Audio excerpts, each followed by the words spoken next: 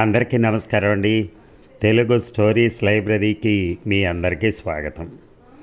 ఇప్పుడు మనం వినబోయే కథ యాదృచ్ఛికం. రచన పొట్టిముత్యాల వనజ గారు. మరి కథలోకి వెళ్దామా? దట్టమైన చీకటి, కీచురాళ్ల రోద, ఉండి ఉండి ఊర కుక్కల ఏడుపు, కాటుక లాంటి ఆ కటిక చీకటిలో నీరసంగా నడిచి వస్తున్నాడు అతను.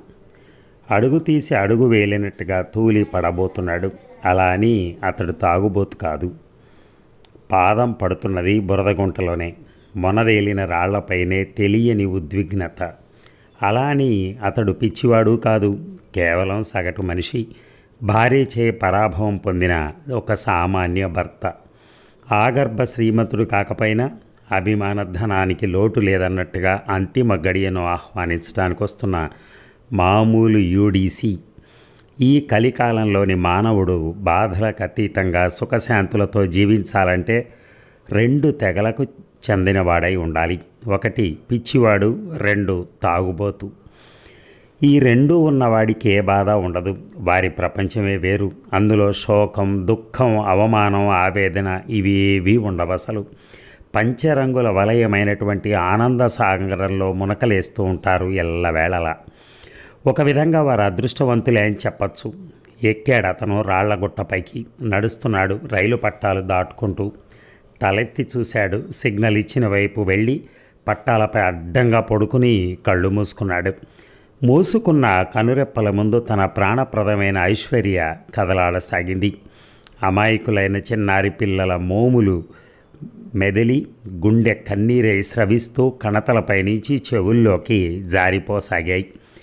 అపరంజి లాంటి అర్ధాంగితో పచ్చని సంసారం, చక్కని సంతానం అనుకుంటూ ముచ్చటైన కాపురాన్ని చూసి మురిసిపోతున్న నన్ను చూసి విధి ఓర్వలేకపోయిందేమో. అందుకే కలతలు అనే పేరుతో ఇంట్లో ముసలాన్ని సృష్టించి నన్ను ఈ దుస్థితికి తీసుకొచ్చింది. పట్టాలపై పడుకున్న అతడి చెవులకు ట్రైన్ వస్తున్న మోత స్పష్టంగా వినపడుతోంది. అయిపోయింది. మరికొద్ది క్షణాల్లో నా ఆయువు అనంత వాయువుల్లో తేలిపోతుంది. చనిపోతున్నాను. మై డియర్ ఐశ్వర్య, నీ సుఖ సంతోషాలకు అడ్డు రాకుండా సుదూర తీరాలకు శాశ్వతంగా వెళ్ళిపోతున్నాను. భార్యను తలుచుకోగానే అంతవరకు గొంతు దగ్గరే అణిచిపెట్టిన దుఃఖం వెల్లువై వెక్కిళ్ల రూపంలో ఉప్పెనలా పొర్లుకు రాసాగింది. సాయంత్రం అయితే చాలు గుమ్మం దగ్గర నిలుచుని అభిసారికలా ఎదురు చూసేది నా కోసం ఒకప్పుడు. ఇప్పుడు నా నీడను కూడా సహించలేనట్టుగా చీకొడుతోంది. ఆఫీస్ నుంచి రావటం ఒక 5 నిమిషాలు లేట్ అయితే చాలు, నేనేదైనా యాక్సిడెంట్కి గురైపోయానేమోననే భయంతో చిగురుటాకులా కంపించిపోయేది అప్పుడు. మరి ఇప్పుడు అప్పుడే చచ్చావా ఇంటికి అన్నట్టుగా నా ఉనికినే భరించలేనట్టుగా బుస్స కొడుతోంది. అలిసి ఇంటికి వచ్చిన నాకు టీతో పాటు వేడివేడి పకోడీలో ఉప్మా పెసరట్టో పెట్టి దగ్గరుండి కొసరి తినిపించేది. ఇప్పుడేమో ఈ దరిద్రుడికి పచ్చడి మెతుకులు కూడా దండగే అనే స్థితికి దిగజారిపోయింది. ప్రతి రాత్రి శోభన రాత్రిలాగా గువ్వల నా గుండెలో ఒదిగిపోతూ నాకీ అదృష్టం చాలండి, నాకీ అదృష్టం చాలు, కలకాలం ఇలాగే నా అంతిమ గడియ వరకు మీ తోడు నీడలోనే పరవశించిపోతూ, మీ కనుసన్నల్లోనే మైమరిచిపోతూ, మీ ప్రేమ రాగంలో నేను పునీతురాలినవ్వాలి, అదే నా కోరిక అంటూ నన్ను లతలా అల్లుకుపోయి మధుర అమృతాలను అందించే నా అర్ధాంగి ఇప్పుడు వాడి పరుషపు మాటలతో నా గుండెల్లో విషపు బాణాల్ని గుచ్చసాగింది. స్వర్గసీమల కళకళలాడుతున్న ఇంటిని నరకంగా మార్చేసింది. పిల్లలిద్దరూ పిశాచాలుగా నన్నొక కిరాతకుళ్ళ చూస్తూ వెళ్ళిపోమ్మని కసిరి కొడుతున్నారు. ఎందుకు ఐశ్వర్య ఎందుకు ఇలా ప్రవర్తిస్తోంది? ఆమె అలా మారిపోవడానికి కారణం ఏమిటి? ఎవరైనా నైబర్స్ నా భార్య మనసును చెడగొట్టారా? లేదే. ఆ చుట్టుపక్కల ఉన్న ఆడవారందరూ పెద్ద పెద్ద ర్యాంకుల్లో ఉన్న జాబ్ హోల్డర్సే. వారికి నా భార్య దగ్గరకు వచ్చి పోసుకోలు మాటలు చెప్పాల్సిన టైం ఉండదు, మాట్లాడేందుకు కూడా తీరికే దొరకదు. ఇంటి నుంచి బయటికి కాలు పెట్టనన్న ఐశ్వర్య చిరునవ్వు తప్పితే కోపం అనేది ఎరుగని నా శ్రీమతి భద్రకాళిలా ఎందుకు మారిపోయింది? ఒక ఆడది, అందులోనూ ఓ హౌస్ వైఫ్కి సామాన్యంగా మూడ్ చేంజ్ అవ్వటం అంటూ ఉండదు.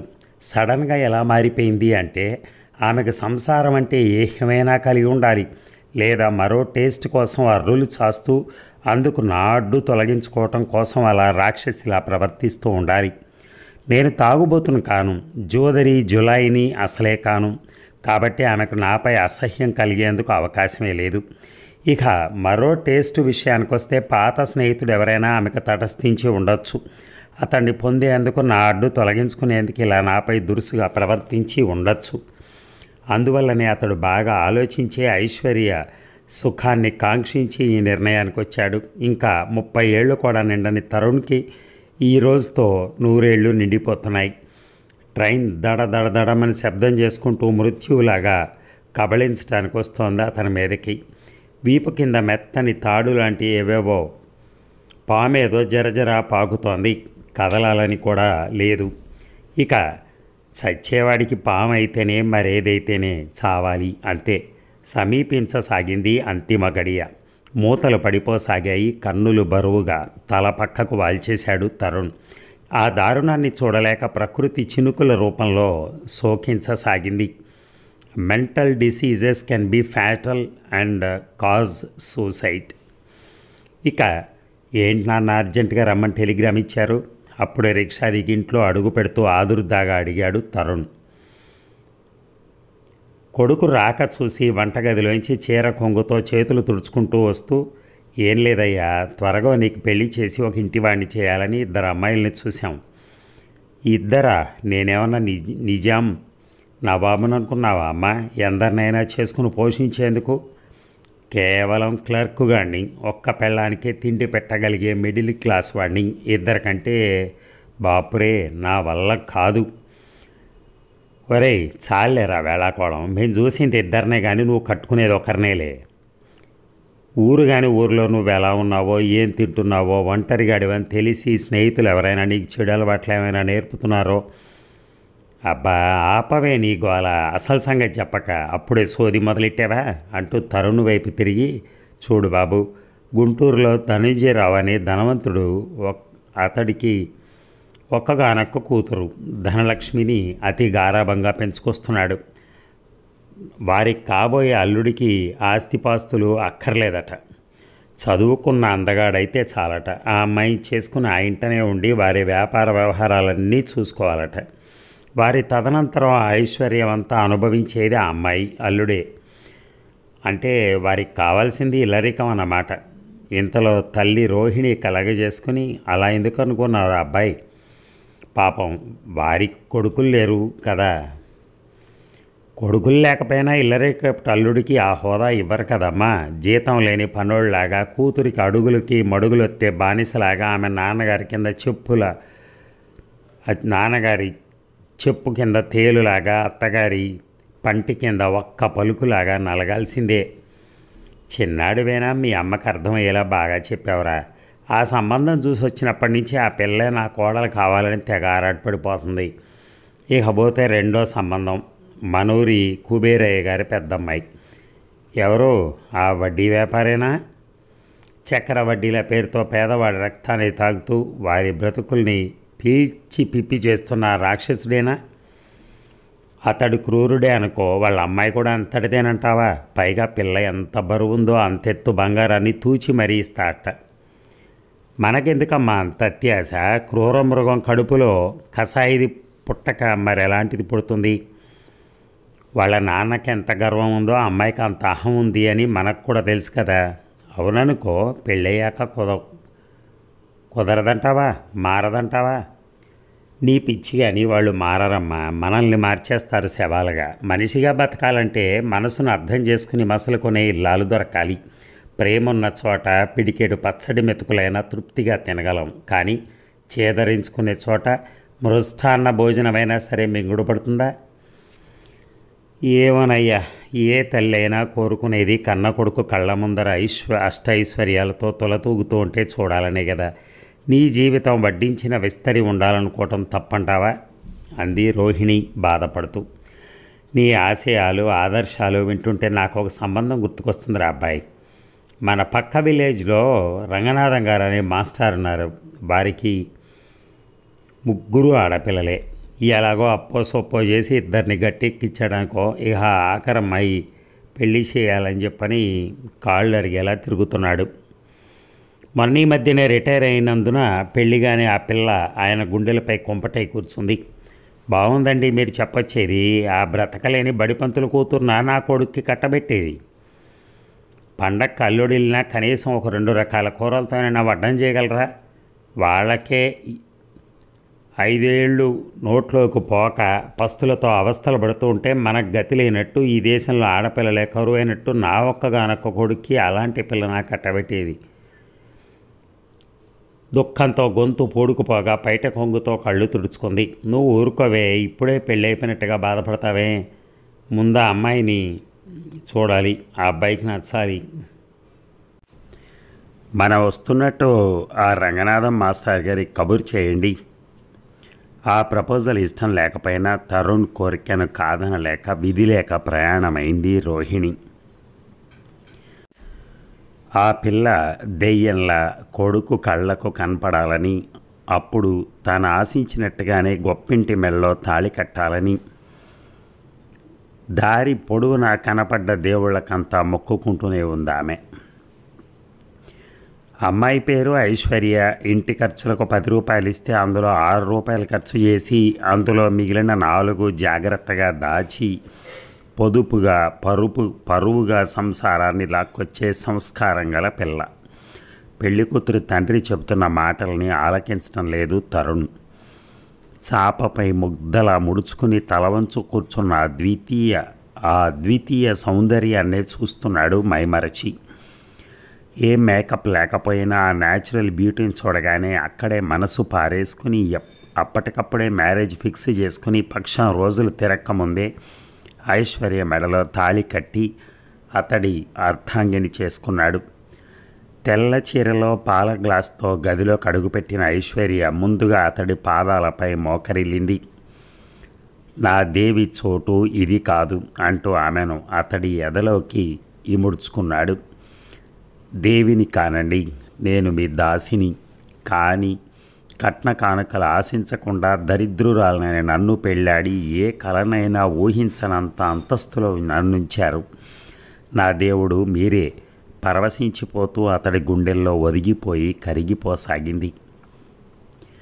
మొదట్లో పేద పిల్లనే చిన్నచూపుతో కాస్తంత ముభావంగా ఉన్న ఆమె అణకువ అనురాగాల్ని చూసి ఆనందపడిపోసాగింది రోహిణి.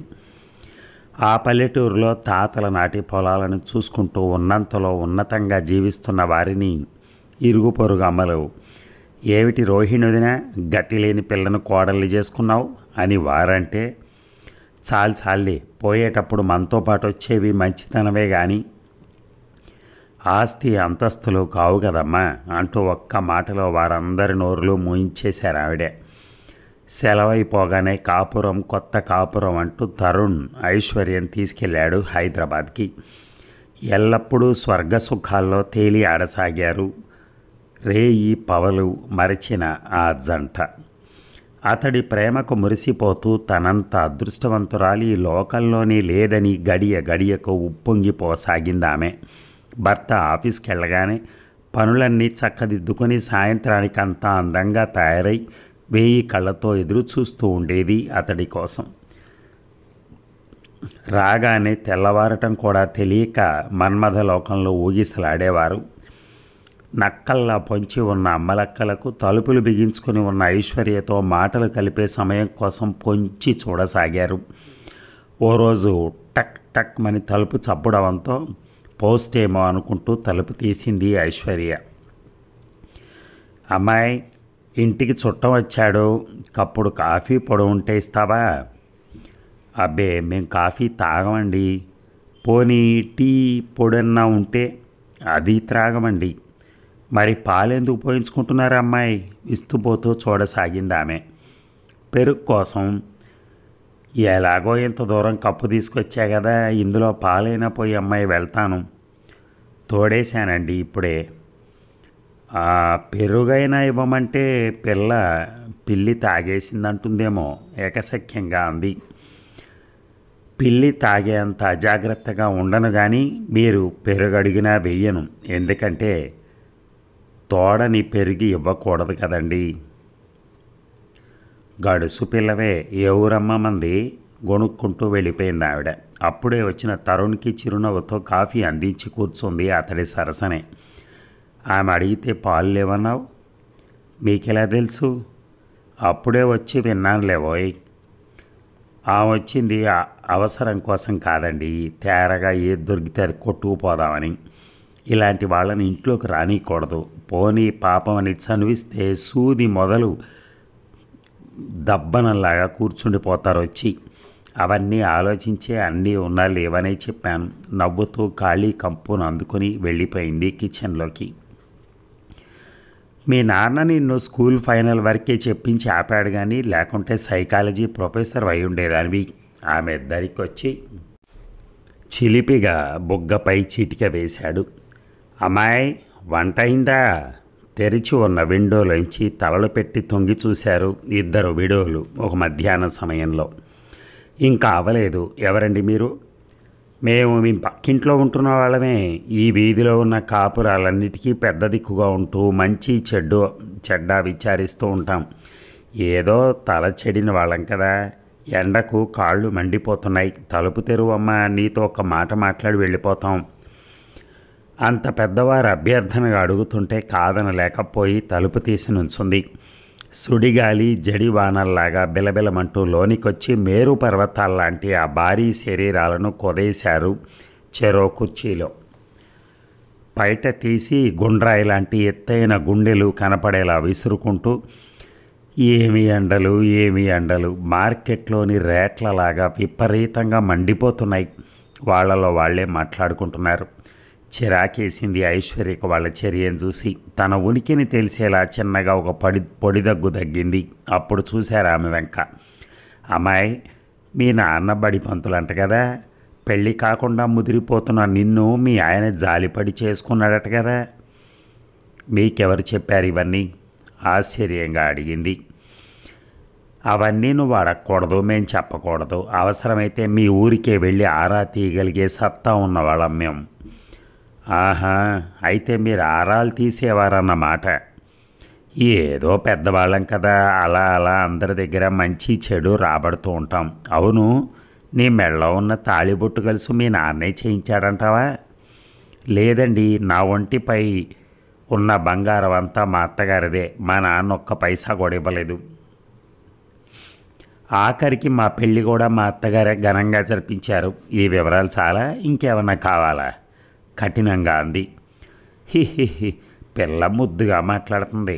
శ్రీదేవిలాగా మొహాన నవ్వును పులుముకుంటూ అందామె. పోలికి కూడా అంతా శ్రీదేవిదే వంత పాడింది మరొక ఆమె. మీ అత్తగారు ఇంకేం నగలు పెట్టారమ్మాయి? ఇంకేం పెట్టలేదు. దయచేసి మీరు ఇంకెళ్తారా? నాకింకా వంట అవ్వలేదు. చేసుకో అమ్మాయి, నిక్షేపంలో వంట చేసుకో. మేమేమి నీకు అడ్డమా చెప్పు? ఇదిగో మళ్ళీ చెప్తున్నాం, మమ్మల్ని పరాయి వాళ్ళలా మాత్రం చూడకు. నీ సొంత వాళ్ళకన్నా మిన్నగా భావించాలి. భరోసా ఇచ్చారు. సహనం చచ్చిపోతోంది ఐశ్వర్యకి. అవును, కొత్త పెళ్లి కూతురివి, నీ కనీసం చంద్రహారం కూడా పెట్టలేదా? అది ఎలా ఉంటుందో కూడా నాకు తెలియదు. పేదింటి పిల్లవు కదా, పోనీ కాసుల పేరైనా నీకు చేయించారా? కోపాన్ని దిగమింగుకుంటూ అది తెలియదండి అంది. అయ్యో, జీవితం శాశ్వతం కాదు కదమ్మా. ఈ శరీరం ఎప్పటికైనా మట్టిలో కలిసిపోయేదే. ఏదో ఉన్నాయి 4 రోజులు కాస్త అచ్చగా పచ్చగా ఒంటి నిండా నగలు దిగేసుకుంటేనే కదమ్మా బ్రతికిన ఈ బ్రతుక్కు పరమార్థం దక్కేది. నగలు నాణ్యాలతో కులికేందుకు నేనే కలెక్టర్ భార్యని కాను, ఒక మిడిల్ క్లాస్ క్లర్క్ భార్యని. అద్గది, మహా బాగా చెప్పావమ్మా. ఇప్పుడు మేము వచ్చేది కూడా ఆ పాయింట్కే వస్తున్నాం. నువ్వు కడుపు కట్టుకుని పైసా దాచుకున్న ఒక తులం బంగారాన్ని కూడా కొనలేవు కదమ్మా. గొర్రెతో ఒక బెత్తుడే అన్నట్టు. అందుకని మా మాట కనుక విన్నావంటే నీ ఒళ్ళంతా బంగారమే. షాపుల్లోని ఖరీదైన చీరలన్నీ ముందు నీ ఒంటిపై ఆడాల్సిందే. అన్నట్టు ఆ సందు చివరనున్న పంకజాన్ని చూసావా? దాని మొగుడు ఫ్యూన్గాడు. ఒక్క చిరుగుల చీర తప్పితే మరొకటి ఉండేది కాదు. మా మాటిని మాతో చేయగలిపిన తర్వాత ఇప్పుడు చూసావా, మారుతి కారు ఉంది, సొంత బంగ్లా కట్టించుకుంది, మొగుడిని ఉద్యోగం కూడా మాన్పించేసి తనే పోషిస్తోంది. ఎలా? ఆశ్చర్యపోతూ అప్రయత్నంగా అంది ఆ మాట. అద్ది సంగతి, ఇప్పటికీ దారిలోకి వచ్చావన్నమాట. నువ్వు కూడా ఆ పంకజంలాగా అన్నావంటే. నీ భర్త లేని సమయంలో ఇక్కడికి పార్టీలను తీసుకొచ్చే పూచి మాది, వాళ్ళని సంతోషపెట్టే డ్యూటీ నీది. డబ్బు దగ్గర లావాదేవీలన్నీ మేమే చూసుకుంటూ నీకు రావాల్సింది నీకు ముట్ట చెప్తూ ఉంటాం. 6 నెలల్లో నువ్వు పెద్ద బంగ్లా కొని ఫారిన్ కారులో తిరగకపోతే మా మీదొట్టే. స్టాండప్. మిమ్మల్నే లేవండి ముందు. మళ్ళీ నా ముందుకొచ్చారో చీపురు కట్టను తిరగేస్తాను. జాగ్రత్త. భద్రకాళిలా లేచింది. హిహిహి, ఆవేశపడకమ్మాయి, మొదట్లో అలాగే ఉంటుంది. తినగ తినగ వేము తీయనండి అన్నట్టు ఒక్కసారి ఆ రుచి మరిగావంటే ఇంక వదిలిపెట్టవు. తొందరేం లేదు, నిదానంగా ఆలోచించుకో, మళ్ళీ వస్తాం అంటూ పళ్ళికిలిస్తూ వెళ్ళిపోయారు. అసలు వీళ్ళు అసలు ఆడవాళ్ళేనా అనుకుంటూ తలుపు గొళ్ళెం పెట్టి వెళ్ళింది. ఆ రాత్రి తరుణ్ గుండెలపై వెంట్రుకలను సున్నితంగా సవరదీస్తూ, ఏమండి, ఈ ఇల్లు ఖాళీ చేసి మరెక్కడికైనా వెళ్దామా? ఏ, నీకు ఈ ఇల్లు నచ్చలేదా? ఇల్లు బాగుంది, ఈ పరిసరాలే ఆరోగ్యకరంగా లేవండి. ఈ వీధిలో కొన్ని చీడ పురుగులు చేరి పచ్చని సంసారాల్లో విషం చిలకరిస్తున్నారు. పిచ్చిదానా, మన బంగారం మంచిదైతే ఎవరేం చేస్తారో చెప్పు. కరెక్టే, కాదన్ను, కానీ దుష్టుడికి దూరంగా ఉండడం కూడా మంచిదంటారు కదండి. అందుకే ఓ మంచి పోర్షల్ ఏరియాలో ఇలాంటి కచరా నైబర్స్ లేని చోట ఇల్లు చూడండి. పోర్షల్ ఏరియా అంటున్నావు, ఆ రెంట్స్ మాకు అందుబాటులో ఉండొద్దు. ట్రై చేయండి. ఒక 100 అటు ఇటు అయినా, ఒక రూమ్ తక్కువైనా సర్దుకుని సంసారం చేసుకునే నేర్పు నాకున్నప్పుడు మీకెందుకండి చింత అని ముందుకు వంగి అతడి నుదుటిపై ముద్దు పెట్టుకుంది. ఇల్లు దొరకగానే ఆ 3వ రోజే ఖాళీ చేసి వెళ్ళిపోయారు. అక్కడి నుంచి తరుణ్ ఆఫీసుకు కూడా బాగా దగ్గర, మహా ఉంటే ఒక 2 కిలోమీటర్లు ఉంటుందంతే. ఆ ఏరియా అంతా చాలా ప్రశాంతంగా ఉంది. విసిరేసినట్టు అక్కడక్కడ చూడముచ్చటైన రెసిడెన్సీ, ఎవరి పనులు వారివే, ఒకళ్లతో సంబంధం లేదు. అమెరికాలో ఉన్న అబ్బాయి దగ్గరికి వెళ్ళే రోజు దగ్గర పడింది. ఇదివరకైతే ఇల్లుని ఇలా వదిలి వెళ్ళాలంటే ఆందోళనగా ఉండేది. ఇంటి నిండా ఖరీదైన సామాను, తాళం వేసి వెళ్తే దొంగలు దోచుకుంటారేమో అన్న భయంతో మంచి వాళ్ళని చూసి ఒక 2 గదిలిస్తే ఇంటికి కాపలా ఉంటారని ఇన్నాళ్ళు ఎదురు చూసేదాన్ని. నా అదృష్టం కొద్దీ ఇల్లు చక్కగా తీర్చిదిద్దుకుంటూ సొంత ఇల్లులా చూసుకుంటున్నావు. వస్తానమ్మా, మళ్ళీ ఎప్పటికో కానీ తిరిగి రాను అంటూ అద్దె పంపేందుకు అడ్రస్ ఇచ్చి జాగ్రత్తగా లాక్ చేసుకుని వెళ్ళిపోయింది ఇల్లు గల ఆవిడ. కాలచక్రంలో సునాయాసంగా 5 ఏళ్లు దొర్లిపోయాయి. 2 బిడ్డల తల్లి అయిన ఐశ్వర్య దాంపత్య జీవితంలో ఏ లోటు లేదు. ఆనందంగా ఉంటున్నారు ఆ జంట. ఒకరోజు భర్త రాకను కూడా గమనించక కిటికీలో కళ్ళు పెట్టి అదే పనిగా చూస్తున్న ఐశ్వర్య వెనక్గా వెళ్ళి, ఏటోయ్ అంత దీర్ఘంగా ఆలోచిస్తున్నావు అన్నాడు ఆమె చెవి దగ్గర నోరు పెట్టి. ఉలిక్కి పడి వెనుదిరిగి చూస్తూ, ఏమండి, ఆ ఎదురు బంగ్లా చాలా అందంగా కట్టారు కదా. ఏడాది కిందట ఎడారిలా ఉన్న ఆ స్థలంలో ఇంద్రభవనంలాగా ప్రతి అడుగు అడుక్కి అట్టహాసం ఉట్టిపడేలా ఎంత అందంగా కట్టారండి. నిన్నంతగా ఆకట్టుకుందా? చూస్తూ ఉంటేనే హృదయం పులకించిపోతుంది. నిజంగా ఇందులో మనుషులు కాపురం చేస్తారంటారా? లేకపోతే రంభా ఊర్వశీలు డ్యాన్సులు వేస్తూ ఉంటారనుకున్నావా? మీ మాట నిజమెందుకు కాకూడదు, ముట్టుకుంటేనే మాసిపోతుందేమో అన్నట్టుగా ఉన్న ఆ ప్యాలెస్ను చూస్తుంటే ఇంకా ఇంకా చూడాలనిపిస్తోందండి. సరే, నాకు కాస్త టీ నీళ్ళైనా ఇస్తావా, లేక అందచందాలను తిలకిస్తూ మైమరిచిపోతూ ఉంటావా? కొంపదీసి నువ్వు అలాంటి బంగ్లా కట్టాలనుకుంటున్నావా ఏమిటి? కొంటెగా అడిగాడు తరుణ్. నాకు అలాంటి గొంతెమ్మ కోరికలు లేవులేండి, నవ్వుతూ వెళ్ళింది అక్కడి నుంచి టీ తేవడానికి. పిల్లలేరి టీ సిప్ చేస్తూ అడిగాడు. ఇవాళ శనివారం కదా, టీవీలో ఏదో సినిమా వస్తుందని ఆ పక్కనున్న వాడి ఫ్రెండ్ ఇంటికి వెళ్ళారు చూడటానికి. ఒకరింటికి వెళ్ళి టీవీ చూడటాలేమిటో, వాళ్ళు ఏమనుకుంటారో ఏమో. రేపు ఇన్స్టాల్మెంట్లో ఒక పోర్టబుల్ టీవీ తీసుకొస్తాను. అప్పు చేసి పప్పు కూడా తినాల్సిన అవసరం ఇప్పుడు ఏమొచ్చిందండి? ఒకవేళ మీరు టీవీ కొని తెచ్చిన జీతంలో నెల నెల దానికి కట్టే డబ్బే గుర్తొస్తూ గుండెలు కలిచివేస్తుందే కానీ నాకు అందులో బొమ్మ మాత్రం కనపడదు. నిన్ను చూస్తుంటే నాకెంతో గర్వంగా ఉంది ఐశ్వర్య. ఇంత మంచి ఇల్లాలను అందించినందుకు ఆ దేవునికి శతకోటి థ్యాంక్స్లు చెప్పిన రుణం తీరదేమో. ఆడదానికి ఆశ, అసూయ ఈ రెండూ మెండుగా ఉంటాయంటారు. మరి నీకు? నాకేం తక్కువ అండి. ఉన్నంతలో హాయిగా ఉన్నాం, చక్కగా పిల్లలు చదువుకుంటున్నారు. చాలు, నాకీ అదృష్టం చాలండి. నా అంతిమ గడియ వరకు ఇలాగే మీ చెంతనే. ఇన్నోసెంట్ అయిన ఆమె అభిప్రాయానికి చలించిపోతూ అనురాగావేశంతో అక్కున చేర్చుకుని చప్పున నోటితో కప్పెట్టాడు ఆమె పెదవులని. పోపు మాడిపోతుంటే ఇక్కడేం చేస్తున్నావోయ్? కిటికీలో కళ్ళు పెట్టి రెప్పవేయటం కూడా మరిచి చూస్తున్న ఆమె కళ్ళ ముందు చిటిక వేస్తూ పిలిచాడు. ఇవాళ గృహప్రవేశంలా ఉందండి. చీమల బారులాగా ఎన్ని కారులో చూసారా? సిటీలోని వెహికల్స్ అన్నీ ఇక్కడే ఉన్నాయా అని అనిపిస్తోంది కదండి. తరుణ్ కూడా తొంగి చూస్తూ, నిజమే, అతను ఎవరో పెద్ద కాంట్రాక్టర్ అయి ఉంటాడు. అందుకే అన్ని అంతస్తులతో అంత అట్టహాసంగా ఇస్తున్నాడు పార్టీ.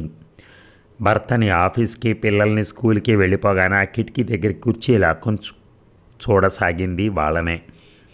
రకరకాల ఆడవారు రంగురంగుల చీరలు, కళ్ళు చెదిరిపోయేలా వారి డ్రెస్సుకు మ్యాచింగ్ అయ్యే నగల సెట్లు, అందచందాల్లోనూ వేష భాషల్లోనూ ఒకరినొకరు తలదన్నేలా ఉన్నారు. మగవాళ్ళంతా సినిమా హీరోల్లా ఫుల్ సూటు బూటు వేసుకుని హుందాగా అదోలాంటి స్టైల్లో షేక్ చేస్తూ తిరుగుతున్నారు ఆడవారితో కలిసి. అంతమందిలో ఆ ఇల్లుగల దంపతులు ఎవరో పోల్చుకోలేకపోతోందామె. చేతుల్లో నల్లని ద్రవమున్న గాజు కప్పులు లాంటివి పట్టుకుని పాప్ మ్యూజిక్ వింటూ ఏవేవో జోకులతో ఒకరిపై ఒకరు పడి నవ్వుకుంటూ స్టెప్పులేస్తూ ఊగిపోతున్నారు. ఇది ఇండియానా లేక యునైటెడ్ స్టేట్సా? భారతదేశం బీద బిక్కికి నిలయం అని అంటారే, అలా అన్నవారి కళ్ళకి ఈ విలాసవంతులు కనపడలేదా? ప్రపంచం అంటే ఇంత అందంగా ఉంటుందా? అంతవరకు ఆ 4 గోడలే లోకం అనుకున్న ఆమె ఆ దృశ్యాలను వింతగా విచిత్రంగా విస్తుపోతూ వీక్షించసాగింది. కాపురానికి వచ్చిన కొత్తలో తరుణ్ పబ్లిక్ గార్డెన్స్కి తీసుకెళ్తే ఒక్క 5 నిమిషాలు కూడా అక్కడ ఉండలేకపోయింది. ఇల్లు వాకిలి లేనోళ్ళలాగా ఈ చెట్ల కింద కూర్చోవటం ఏంటండి? అందరూ మన వంకి ఎలా చూస్తున్నారో గమనించారా? అంది చేతిలో కరిగిపోతున్న కుల్ఫీని ఇబ్బందిగా చూస్తూ. అదే అంతా కరిగిపోతుంది, త్వరగా తిని. నే తిన్నండి బాబు. వచ్చేపోయే వాళ్ళంతా చూస్తూ ఉంటే నేను ఎలా నోట్లో పెట్టుకోను? ఇది మీ పల్లెటూరు కాదు, సిటీ. ఇక్కడెవన్నీ ఏమీ పట్టించుకోరు. అయినా వీళ్ళంతా మన చుట్టాల. ఇందరిని వదిలి ఎలా తినాలి అని ఫీల్ అవ్వటానికి నే తింటాలే. నాకొద్దండి, అందరూ నన్నే చూస్తున్నారు. వారంతా నిన్నే ఎందుకు చూస్తున్నారో తెలుసా? ఎవరో ఈ పల్లెటూరి పిల్ల బెక్క చచ్చిపోతూ ఉంది పాపం అని అనుకుంటూ. పోదురు వేళాకోళం, ఇంటికెళ్దాం పదండి. ఇక మీదట నన్ను ఎక్కడికి తీసుకెళ్ళకండి, నాకు ఇంట్లోనే బాగుంటుంది. సరే, నీ ఇష్టం పద అంటూ వెంటనే ఇంటి ముఖం పట్టారు. ఐశ్వర్య, నీకు నాకిష్టమైన మహేశ్వరి పరమేశ్వరులను చూపించబోతున్నానో. అప్పుడే ఆఫీస్ నుంచి వచ్చిన తరుణ్ హుషారుగా అన్నాడు. ఆమె నుంచి ఏ రెస్పాన్స్ రాకపోయేటప్పటికీ బాత్రూంలోకి వెళ్ళి మొహం గడుక్కుని అతడే వెళ్ళాడు కిచెన్లోకి. మోకాళ్ళపై తలపెట్టుకుని వెక్కి వెక్కి ఏడుస్తోంది ఐశ్వర్య. What happened here? మీ పుట్టింటి వాళ్ళు గుర్తొచ్చారా? ఆదుర్దాగా అడిగాడు. తలెత్తకుండానే అడ్డంగా తల ఊపింది. మరి స్టవ్లో చెయ్యమైనా కాల్చుకున్నావా నాకు టీ ఇవ్వబోతూ? దానికి కూడా తల అడ్డంగా తిప్పింది. ఆమె ఏడుపు మాత్రం క్షణక్షణం తారాస్థాయిని అందుకోసాగింది. నువ్వు ఇలా ఏదీ చెప్పకుండా ఏడుస్తుంటే నాకెలా అర్థమవుతుందో నీ బాధ. జరిగిందేమిటో తెలుసుకునేందుకు నేనేమన్నా కౌశికుడిని అనుకున్నావా? మీరు కౌశికుడు కాదు కానీ కాముకుడని ఇప్పుడే తెలుసుకున్నాను. కాముకున్నా? ఇదేం కొత్త బిరుదు? ఆశ్చర్యపోయాడు. లేకపోతే నాకు మాట మాత్రమైనా చెప్పారా మీకు ఆడపిల్లలతో సంబంధాలు? ఆడపిల్లలా? వాళ్ళెవరు?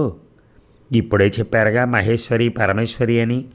ఆ మాటతో నవ్వు ఆపుకోలేక గుక్క తిప్పుకోకుండా ఊగిపోతూ నవ్వసాగాడు బిగ్గరగా. అతడి నవ్వును చూస్తుంటే ఉక్రోషం పట్టలేని ఐశ్వర్య దుఃఖం మరీ ఉధృతమైంది. అరే పాగల్, ఇక ఆపు నీ ఏడుపు. మహేశ్వరి పరమేశ్వరి అంటే ఆడవాళ్ళు కాదోయ్, సినిమా హాళ్ళు. నోరు తెరిచింది ఐశ్వర్య స్టన్ అయిపోతూ. అతనితో సినిమాకెళ్ళి నా కత్తుల బోనులో కూరుకుపోయినట్టు సీటుకి అతుక్కుపోయి ఊపిరి తీసుకునేందుకు కూడా ఇబ్బందిగా ఫీల్ అవుతూ శవంలా బిగుసుకుపోయి ఇంటికి రాగానే బాబోయ్, ఇకపై మరొకసారి మీరొక్కరే వెళ్ళండి సినిమాలకి, నేను రాను. చిన్నప్పటి నుంచి నాకు అలవాట్లేదు కనుక ఆ 3 గంటలు ఆ చలికి కదలకుండా కూర్చునేసరికి నా తల దిమ్మెక్కి మొద్దుబారిపోయింది అంటూ తలకంతా అమృతాంజనం పట్టించసాగింది. అలా విలేజ్ వరకే గిరిగీసుకుని బ్రతికిన ఆమెకు ఇలా ఈరోజు ఒక్కసారిగా వెరైటీ రిచ్ లేడీస్ని చూసేసరికి ఆమెలో ఆమెకు తెలియకుండా అదోలాంటి వెలితి చోటు చేసుకోసాగింది. స్వీట్స్ ప్యాకెట్స్తో ఆఫీస్ నుంచి వచ్చిన తరుణ్ ఆమె వంక విచిత్రంగా చూస్తూ, పెళ్లి కూతురులా తయారై నా కోసం ఎదురు తెన్నులు కాస్తూ ఉంటుందని ఆతృతగా ఆగమేఘాల మీద ఇంటికొస్తే ఇలా నా దేవేమిటి ఇలా ఉంది? సరే కానీ ఆ ప్యాకెట్స్ ఏమిటండి, చెప్పుకో చూద్దాం. సస్పెన్స్లో పెట్టక మీరే చెప్పండి. ఇది స్వీట్, ఇది శారీ ప్యాకెట్. ఇవాళ మన మ్యారేజ్ డే. ఆ మాట నాకు తెలుసు. ఈ నెలాఖరులో ఎందుకండి కొత్త చీర? నేనేమన్నా ఉద్యోగం చేస్తున్నానా, ఊళ్ళో వెళ్తున్నానా? ఇంట్లో పడుండేదానికి నాకెందుకండి అని అంటూ ఆ చీరపై ఉన్న రేటు చూసి గుండెలపై చేయి వేసుకుని అదిరిపోతూ, బాప్రే 100 రూపాయలు పెట్టి చీర కొన్నారా? అయినా ఈ నెలాఖరులో కొత్త చీర ఎందుకు కొన్నారండి ఇంత ఖరీదు పెట్టి? ప్లీజ్ తెచ్చిన చీరను వద్దనకు, కొత్తగా పెళ్లి కూతురుది కదా. మీరు పెళ్ళి కొడుకు కదా, మరి మీరేం తెచ్చుకున్నారు? నాకెందుకో నువ్వు కట్టుకుంటే తెల్లవారిందిగా నేను చుట్టుకున్నట్టే. అల్లరిగా కన్ను గీటాడు. సిగ్గు మొగ్గవుతూ లోనికెళ్ళింది చీర కట్టుకునేందుకు. ఆ నెక్స్ట్ డే తరుణ్ ఆఫీస్కి వెళ్ళగానే మళ్ళీ కిటికీ దగ్గర కూర్చుని ఆ బంగ్లా వంక చూడసాగింది. నిన్నటి ఆ కలకల మచ్చుకైనా లేదు. నిశ్శబ్దంగా నిర్మానుష్యంగా ఉంది. గేటు దగ్గర వాచ్మెన్ మాత్రం స్టూల్పై కూర్చుని కునికిపాట్లు పడుతున్నాడు. ఆహ్లాదకరమైన ఆ లాన్లో అందమైన పూల మొక్కలకు జాగ్రత్తగా నీళ్లు పోస్తున్నాడు తోటమాలి. ఇంటి యజమానురాలు కనపడదే. ఆ కూలింగ్ గ్లాసెస్ మేడలో ఏసీ రూమ్స్లో వీడియోలో సినిమాలు చూస్తూ, రాణివాసం అంటే అదే, అందరికీ ఉండొద్దు ఆ అదృష్టం. ఎండ పొడ తగలని ఆమె ఎంత అందంగా ఉంటుందో. తన చిన్నప్పుడు పక్కింటి బామ్మ చెప్పే కథలు గుర్తుకు రాసాగాయి. రాణిగారు కట్టిన చీర మళ్ళీ కట్టరట, పెట్టిన నగ మళ్ళీ పెట్టేవాళ్ళు కారట. ఏ రోజుకు ఆ రోజే అన్న కొత్తవి వేసుకునేవారు. అవన్నీ ఏం చేస్తారు? ఆశ్చర్యపోతూ అడుగుతున్న నా మొహంలోకి చూసి నవ్వుతూ, వారి కింద పనిచేసే దాసీలకిస్తారే అనేది. అప్పుడు నేను కలల్లో తేలిపోయేదాన్ని. రాణిని అవ్వాలని కాదు, ఆ దాసీ జనంలో ఒక దాసిని అవ్వాలని. నెలకు 30 డ్రెస్సులు, 30 రకాల నగల సెట్లు వస్తాయి. అప్పుడు అమ్మ అక్కలు చిరిగిన నేత చీరలు కట్టుకోరు. రాణిగారులకు మళ్ళీ అన్నీ కొత్తవే, ఖరీదైనవే కట్టుకుంటారు. ఇలా తేలిపోతూ ఉండేదాన్ని ఊహాలోకాల్లో. ఏ లోకల్లో ఉన్నావే వెర్రిమొద్దు, కథ వింటున్నావా లేదా అంటూ మాడు మీద ఒక మొట్టికాయ కొడితే ఉలిక్కిపడి ఆమె వంక తిరిగి, బామ్మ, రాణీలకున్నన్ని బీరువాలు దాసీలకు ఉండవు కదా, వాళ్ళప్పుడు ఆ చీరలన్నీ ఎక్కడ దాచుకుంటారు అనేదాన్ని. తన ఇంట్లో కీలు పట్టిన ఒకే ఒక ట్రంకు పెట్టె గుర్తొచ్చి, ఇంకా రాణి కథల్లోనే ఉన్నావాటే, ఇప్పుడు రాక్షసుడి కథలో వెళ్ళిపోయి ఉంటే అడిగావు కనుక చెప్తున్నా విను. ఆ రాణిగారిచ్చే నగా నట్రా అంతా సంతలో అమ్మి సొమ్ము చేసుకుని దాచుకునేవారు. ఆఖరికి వంట మనిషికి పెట్టిన అన్నాన్ని కూడా తినకుండా బయటకు వచ్చి అమ్ముకునేవారట. జవాబు జనాలు ఆ వంటకాలను ఎగబడి కొనేవారట. కొందరైతే ముందే అడ్వాన్స్ బుకింగ్ చేసుకునేవారట వంట మనిషికి ఇచ్చిన అన్నం కూరల్ని. ఆలోచనల్లో సంధ్య చీకట్లో ముసురుకోవటం కూడా గమనించలేదు ఐశ్వర్య. పిల్లలు రోడ్డుపై ఆడుకుంటున్నారు. ఆ రాణిగారి దర్శన భాగ్యం కోసం కూర్చున్న చోటు నుంచి కదలక మెదలక అటే చూస్తోంది ఆశగా. తరుణ్ వచ్చాడు. నీరసంగా కిటికీలోకి చూస్తున్న భార్య దగ్గరికి గాబరాగా వెళ్ళి నుదుటిపై చేయి వేసి చూశాడు. ఆ స్పర్శతో తిరిగి చూసింది పక్కకి. ఐశ్వర్య, ఏమిటంత దిగాలుగా ఉన్నావు? ఒంట్లో బాగోలేదా? ఆందోళనగా చూస్తున్నాడు ఆమె వంక. అబ్బే ఏం లేదండి, లేచి వెళ్ళిపోయింది అక్కడి నుంచి. ఆ రాత్రంతా కన్ను మూత పడలేదు ఆమెకి. ఆ ఇంద్రభవనం, అందులో కనిపించని రాణిగారే మనసులో మెదులుతూ కలత చెందసాగింది. ఆ మరుసటి రోజు భర్త అటు వెళ్ళగానే మళ్ళీ కూర్చుంది కిటికీ దగ్గర. ఆ రాణిగారు కనపడే వరకు కదలకూడదని మొండిగా అనుకుంది పదే పదే. తరుణ్ వచ్చాడు ఆ సాయంత్రం. పిల్లలు మట్టిలో పొర్లుతూ ఆడుతున్నారు. ఇల్లంతా చెత్త చెత్తగా ఉంది. కిటికీలో జిడ్డోడుతున్న ముఖంతో దెయ్యంలా కూర్చొని ఎటో చూస్తోంది ఆమె. ఐశ్వర్య, మొహమైనా కడుక్కోకుండా ఏమిటలా ఉన్నావు? మీరు వచ్చేసారా? 5 దాటింది అప్పుడే? 5 దాటం ఏంటి, 6 అవుతుంటే. పిల్లలు చూడు బెచ్చగాళ్ళలాగా ఎలా మట్టి కొట్టుకుంటున్నారో. ఇల్లు చేపల మార్కెట్లా ఉంది. కాలు పెట్టాలంటేనే చేదర కలుగుతోంది. రోజు ఇలాగే పెట్టేదానివా? పిల్లలు కాన్వెంట్ నుంచి రాగానే ఆ యూనిఫామ్ తీసేసి నీట్గా స్నానాలు చేయించి వంట వార్పు ముగించుకుని శుభ్రంగా తయారై వాళ్ళ చేత హోంవర్క్ చేస్తూ నా కోసం ఎదురు చూస్తూ ఉండేదానివి. ఇప్పుడు నీ వాలకం చూస్తుంటే కనీసం టీ నీళ్ళైనా నా మొహాన పోసేటట్లేవు. అలసి ఇంటికి రాగానే ఆ వాతావరణం చూసి చిర్రెత్తుకుపోయిన తరుణ్ కోపాన్ని నిగ్రహించుకుంటూ సౌమ్యంగానే అన్నాడు.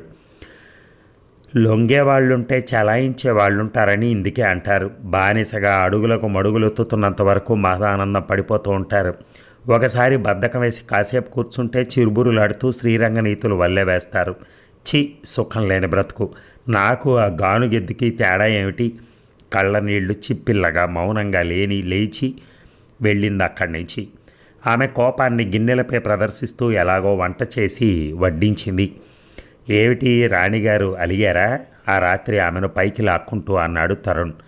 అలగటానికి నేను రాణిని కాదులేండి, బ్రతకలేని ఒక పేద బడిపంతులు కూతుర్ని అంటూ అతడి కౌగిలి నుంచి వదిలించుకుని అటు తిరిగి ముడుచుకుని పడుకుంది. బాధపడ్డాడు తరుణ్. అనవసరంగా ఎక్కువ మాట్లాడి భార్య మనసు నొప్పించానేమో అని అనుకుని ఆమెకు సారీ చెప్తూ ఆఫీసులో పని ఒత్తిడి ఎక్కువైనందున మనసు సరిగా లేక అలా అన్నానని ఎంతసేపు బ్రతిమాలినా ఆమె మూడును మార్చలేకపోయాడు. భార్య ముభావం మూలాన ఇంట్లో నిలవలేక తొందరగానే ఆఫీస్కి వెళ్ళిపోయాడు. అతడు వెళ్ళగానే కిటికీ దగ్గర కూర్చుంది. మూసి ఉన్న తలుపు వంక తదేకంగా చూస్తోంది. అన్నీ మూసుకుని ఎలా ఉంటున్నారో ఇంట్లో, గాలాడక చచ్చిపోరు. ఆ బంగళా అంతా ఏసీ గనక ఆ చలిగాలి బయటికి పోకుండా వారికే తగిలేందుకు అన్నీ బంద్ చేసుకుంటారట. సినిమా హాల్లో కూర్చున్నప్పుడు తనతో భర్త చెప్పిన మాటలు గుర్తు తెచ్చుకుంది. అప్పుడు కదిలింది ఆ తలుపు కొద్దిగా. టెన్షన్తో ముందుకు వంగి చూస్తోంది. అదే పనిగా బిగుసుకుపోయి ఉన్న అందమైన డెకోలాం తలుపులు మెల్లమెల్లగా తెరుచుకోసాగాయి. చూస్తోంది యాంగ్జైటీగా. ఆ కిటికీ చువ్వలకు ఆమె ముఖం అతుక్కుపోయేలా మరీ ముందుకు వంగి చూస్తోంది. ఒక 7 ఏళ్ల పాప వచ్చి నిల్చుంది. కాన్వెంట్ డ్రెస్లో పోర్టికోలో వరుసగా 4 కార్లు. డ్రైవర్ దగ్గరకు వచ్చి ఆ పాప బ్యాగ్ అందుకుని వెనక డోరు తెరిచి నుంచున్నాడు నమ్రతగా. కూర్చోగానే ఆ తెల్ల కారు గేటు దాటుకుని రోడ్డుకి ఎక్కి వెళ్ళిపోయింది. ఎప్పుడు చూస్తుంటూనే ఉంటుంది తను. ఆ పాప తెల్ల కారు తప్ప మళ్ళీ ఏ కారు ఎక్కదు. అరగంటలో ఆ పాపను స్కూల్లో దించి వచ్చేస్తుంది ఆ కారు. కరెక్ట్గా స్కూల్ వదిలే టైంకి వెళ్ళి ఆ పాపను తీసుకొచ్చేస్తాడు డ్రైవర్. ఇంట్లోకి వెళ్ళిన ఆ పాప మళ్ళీ బయటికి రాదు. ఆడుకునేందుకైనా కనీసం లాన్లో కూడా రాదు. ఆ పాప కాన్వెంట్కి వెళ్ళిన కాసేపటికి తలుపు తీసుకుని సఫారీ సూట్లో 6 అడుగుల అందగాడు ముందు వరండాలోకి వచ్చి నిల్చున్నాడు. అతడితో పాటు అపరంజి బొమ్మలా ఉన్న ఒక మెరుపు తీగ వయ్యారంగా వచ్చి నిల్చుంది. చూస్తోంది ఐశ్వర్య చూపుల్ని మరల్చకుండా, కనురెప్ప సైతం ఆర్పకుండా. తన ఇంటికి ఆ బంగ్లాకి మధ్య ఒక సిమెంట్ రోడ్డు. గేటు దాటి లోనికి వెళ్ళగానే మధ్య సుందరమైన ఫౌంటైన్తో అతిపెద్ద లాన్. ఆ వెనగ్గా అద్దాల బంగ్లా. లాంగ్ డిస్టెన్స్ ఎక్కువైనందున ముక్కు మొహం అంత క్లియర్గా కనపడటం లేదు. వాళ్ళు మాత్రం కదిలే బొమ్మల్లా కనపడుతున్నారు. అతడు ఆమె నడుం చుట్టూ చేయి వేసి అతి పొడుగ్గా చేపలా ఉన్న కారు దగ్గరికి తీసుకెళ్లాడు. అంత పబ్లిక్గా ఆమె నడుంపై చేయి వేయటం చూస్తుంటే తన భర్తే ఒక్కసారిగా అంతటి గొప్పవాడైపోయి తనను అలా నడిపించుకుని తీసుకెళ్తున్నట్టుగా అనిపించి అదేలాంటి స్పందన నరనరాల్లో తీయగా పాకిపోసాగింది. ఆ ఇంట్లో ఉన్నదే పాపతో సహా 3 తిరిగేందుకు 4 కార్లే. ఆ కార్లు కూడా 4 షేపుల్లో చిన్న సైజు విమానాల్లో దర్జాగా ఉన్నాయి. ఆ 3 తిరిగేందుకు ఒక్క కారు చాలదు. రోజు ఒకటే రకం కూరెందుకు తింటే వెగటు కలిగి మొహం మొత్తినట్టుగా ఒకే కారులో తిరిగితే ఆ దంపతులకి వాళ్ళకి ఆనందం అనిపించదేమో. ఇప్పుడేమో ఎర్ర కారు ఎక్కారు, రేపే కలర్ కారు ఎక్కుతారో వేచి మరీ చూడాలి. అవును, ఆమె కూడా వెళ్ళిపోతుంది ఏమిటి? అతనితో పాటు ఉద్యోగం చేస్తుందా? చచ, ఆ రాణిగారికి ఏమవసరం? అతడే భార్యను చూడకుండా ఉండలేక వెంట తీసుకెళ్తున్నాడేమో. పక్కన కూర్చోబెట్టుకుని ఆమెతో సరసాలు ఆడుకుంటూ పనిచేసుకుంటాడేమో. నా పిచ్చి కాకపోతే ఆయనకి ఏం పనులుంటుంది? ఏసీ రూమ్లో కూర్చొని వేడి వేడి టీ తాగుతూ అలా అలా ఫైల్స్పై సంతకాలు చేసి ఇంటికి వచ్చారేమో. ఇప్పుడు 10 అయింది. ఆ వచ్చేది ఎన్ని గంటలకో. సాయంత్రం ఎలాగైనా కాపు గాయాలి. మెత్తగా నిద్రలోకి జోగుతున్నట్టుగా ఊగుతూ గేటు దాటి రోడ్డెక్కింది ఆ కారు. పరీక్షగా చూసింది ఆ అద్దాల్లోకి. ఆమె కోసం కనపడతారు. ఆ ఇంటికి మళ్ళీ కార్లకు కూడా అన్ని నల్లద్దాలే. ఒక్కటైనా తెరుచుకోరే. వారిని ఎవరైనా చూస్తే సినిమా యాక్టర్లని తలదన్నేటట్టుగా ఆ అందాలకు దిష్టి తగులుతుందేమో అనే భయమేమో. వాళ్ళు వెళ్ళిపోయారు. జీవ సమాధిలాగా నిశ్శబ్దంగా గంభీరంగా ఉంది ఆ బంగళా. ఆమె అలాగే చూస్తూ ఆలోచిస్తోంది. పుట్టి బుద్ధెరిగి కారెక్కలేదు తను. ఎప్పుడైనా రోడ్డుపై వెళ్తుంటే ఆ కారును కనుమరుగయ్యేంతవరకు చూస్తూ నుంచునే ఉండేది. నాకంటే ఎలాగో ఆ అదృష్టం లేదు. కనీసం నా పిల్లకైనా కారులో తిరిగే యోగం ఉందా? కళ్ళల్లో నీళ్లు సుళ్ళు తిరగసాగాయి. ఎందుకీ కాకి బ్రతుకు? హంసలు కొద్ది కాలమైనా రాజయోగంతో బ్రతికితే. కదలకుండా మధ్యాహ్నం వరకు అలాగే బొమ్మలా కూర్చుండిపోయింది. కడుపులో ప్రేవులు ఆకలితో అలమటిస్తూ ఉంటే పొద్దున్నుంచి ఏమీ తినలేదనే విషయం గుర్తుకొచ్చి నీరసంగా లేచి వెళ్ళి కంచంలో అన్నం పచ్చడి వేసుకుని కలుపుకోసాగింది. ఆ రాజీగారి లాంటి ఇలాంటి కారం మెతుకులు తింటారా అసలు వాళ్ళు? రోజు పంచభక్ష పరమాన్నాలతో విందు భోజనం ఆరగిస్తూ ఉంటారు. అలా అనుకోగానే దుఃఖం పెళ్ళుబికి నోట్లో పెట్టుకున్న పచ్చడి ముద్ద మింగుడు పడక వెంటనే లేచెళ్ళి చేయి కడుక్కొని మళ్ళీ కూర్చుంది కిటికీ దగ్గర. మసక చీకట్లో ముసురుకుంటున్న ఆమె మాత్రం అక్కడి నుంచి కదలలేదు. భార్యకు తనపై కోపంగా ఉందని తెలిసి తరుణ్ వాంటెడ్లీ 1 గంటన్నర ఆలస్యంగానే ఇంటికొచ్చాడు. 5 నిమిషాలు ఆలస్యం అయితేనే భరించలేని ఐశ్వర్య ఇంత లేట్ అయిపోయేటప్పటికీ మరీ బెంబేలు పడిపోతూ వారి సైకిల్ ఏ లారీ గుద్దేసిందో ఏమో అనే భయంతో మనసులోని దేవుళ్ళకంతా ముడుపులు కట్టుకుని మొక్కుకుంటూ గజగజ వణికిపోతూ వాకిలి దగ్గర నుంచొని ఎదురు చూస్తూ ఉంటుందని అతడికి తెలుసు. అతడి తలంపు తలక్రిందులైందని వచ్చిన చూశాక కానీ తెలుసుకోలేకపోయాడు. నిన్నటికన్నా మరీ అధ్వానంగా ఉంది ఇంటి దుస్థితి. పిల్లలు చీకట పడ్డ మట్టిలో ఆడుతూనే ఉన్నారు, బురదలో పొర్లుతున్న పంది పిల్లల్లాగా. భార్య వంక చూశాడు. చింపిరి జుట్టుతో కిటికీలోకే చూస్తోంది దరిద్ర దేవతలాగా. ఐశ్వర్య పిలిచాడు కోపాన్ని నిగ్రహించుకోలేక. No response. ఆమె అసలు మనసు ఇక్కడ లేదు. పొద్దుననగా వెళ్ళిన వాళ్ళు ఇంకా రాలేదే. బహుశా షాపింగ్ చేస్తున్నారేమో, లేకపోతే ఎవరైనా ఫ్రెండ్స్ ఇంటికి వెళ్ళారేమో. అంతవరకు ఆ చిన్న పాప అంత పెద్ద బంగ్లాలో ఒక్కతే ఉండగలదా? అమ్మా అని ఏడవరు. కనీసం నీకైనా ఆమెకు ఫ్రెండ్షిప్ అయి ఉంటే మేమొచ్చేంతవరకు కాస్త పాపం చూస్తూ ఉండండి అని చెప్పి వెళ్ళేదేమో. అప్పుడు ఆ బంగ్లాకి వెళ్ళి తనివి తీరా అందచందాలను వీక్షించి మరుజన్మలోనైనా ఈ ముష్టి బ్రతుకు లేకుండా రాణి యోగాన్ని ప్రసాదించమని ఆ భగవంతుణ్ణి ప్రార్థించాలి. కారు వస్తోంది. సరిగమ్మ పదనిస అంటూ హారన్ కొడుతూ. ఆ హారన్ అంటే తనకెంతో ప్రాణం. అన్నీ భౌ భౌ కుయి కుయి అనేటివి విందే కానీ ఇంతవరకు తమాషా ఈ సౌండ్ ఇక్కడికి వచ్చాకే వింటోంది. ఎప్పుడు ఆ డ్రైవర్ ఒక్కసారే హారన్ ఇస్తాడే, మరో 4 సార్లు కొడితే వాడి సొమ్మేం పోయిందంట. కారును చూడగానే స్టూల్ పైనున్న గోర్ఖా అటెన్షన్లో నిలబడి సెల్యూట్ చేసి గేట్ తెరిచాడు. బార్లా చూస్తోంది. కనుగుడ్లను సూటిగా కేంద్రీకరించి వాళ్ళిద్దరూ దిగారు కారులోంచి. చేతిలోని పెద్ద పెద్ద ప్యాకెట్స్తో లోపలికి వెళ్ళారు డోరు తీసుకుని. తను ఊహించిందంతా నిజమైంది. కరెక్ట్. వాళ్ళు షాపింగ్కి వెళ్ళారు. క్విజ్లో గెలిచినట్టుగా సంబరపడిపోయింది ఆమె. అరే, ప్రొద్దున్న ఆమె పట్టు చీర కట్టుకెళ్ళింది, ఇప్పుడేమో సిల్క్ చీరలో. నా పిచ్చి కాకపోతే నాలాగా ఇప్పుడు కట్టిన చీరతో మళ్ళీ మరుసటి రోజు వరకు అలాగే ఉంటారా కంపు కొట్టుకుంటూ? రాణిగారులంటే గంటకు డ్రెస్ వేసుకుంటారు, రోజుకి వెరైటీ డ్రెస్ వేస్తారు, కార్లను మార్చినట్టే. నేను ఆమె కాలి గోరంత విలువైనా చేస్తానా? అది ఒక బ్రతికేనే. చిచి కుక్క బతుకు. తన దుస్థితికి దుఃఖించసాగింది లోపల. ఐశ్వర్య, నిన్ను ఎన్నిసార్లు అని పిలవను? ఈ లోకంలో ఉన్నావా నువ్వు అసలు? ఏమిటికి మీ కేకలు? రోజుకి మరీ రెచ్చిపోతున్నారు. నన్ను మీ బానిసలా కాకుండా ఒక భార్యగా చూడండి, నాకంతే చాలు. అంటే నిన్ను నేను బానిసలాగా ట్రీట్ చేస్తున్నానా? లేకపోతే పట్టప్రాణిలా చూసుకుంటూ పట్టు పరుపులపై పడుకోబెడుతూ నెత్తి మీద పెట్టుకుని ఊరేగుతున్నారా?